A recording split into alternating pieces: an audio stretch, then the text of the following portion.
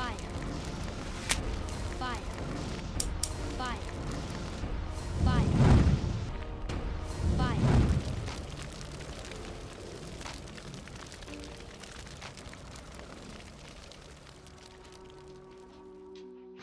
Yo, what's going on, you alcoholics? There's a reason why you clicked onto this link or this video. It's because we're making some Soju Sorbet. And it actually is pretty easy. I randomly just mentioned it when I was out after ISO, and so I just had to make it because it just sounded so good. So let's get started. So today we're using canned peaches because obviously they're not in season, and we're using peach soju. And I just wanted to pair it up with some peaches. Don't really have to say anything there, really. So now what you want to do is you want to strain out the peaches from the can. You want to get about 600 grams of peaches. So once you strain out all the syrup, you want to process that up. But before, you want to get a nice fresh bottle of peach soju.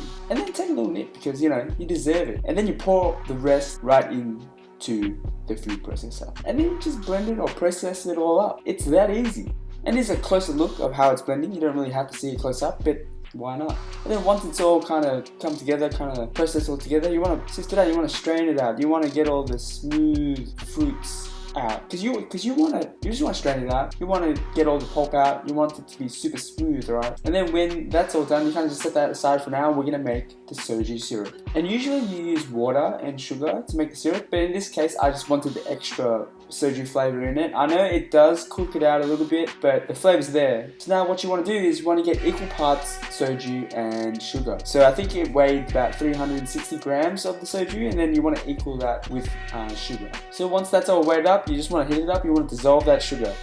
I feel like you should actually cook down the soju just a little bit more, just to get more of a syrup base out of it, just a bit thicker. Since it's the first time doing it, I actually came across this little nifty trick with an egg. Obviously you gotta clean it, and then when you have the fruit puree, you pour in the sugar syrup, and once it is at a perfect consistency, you pour in the sugar syrup. The egg should actually rise up. It should be kind of showing about 2 centimeters, 2 to 2.5 centimeters worth of the tip, and there you have it. Like, you can see it popping up a little bit.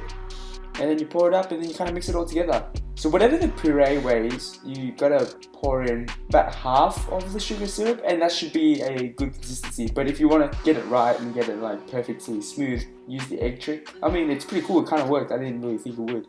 And today, because obviously we're going to have to use Yakult, because we want Yakult in our sorbet. And I actually didn't really think about how it could affect the puree, so it may come out a little bit more different. I should have added a little bit more soju syrup. So now what you want to do is you just want to freeze it up, chuck it in the freezer for an hour, and then every hour you want to just take it out and just whisk it up and make sure it's all just kind of come together. I did change bowls because the other one just didn't fit in the freezer because I have so much crap in it. But and then once, after about 3 hours, it should look something like this. It's a bit like a slushy, like a smooth slushy is what you kind of want, and then leave it overnight.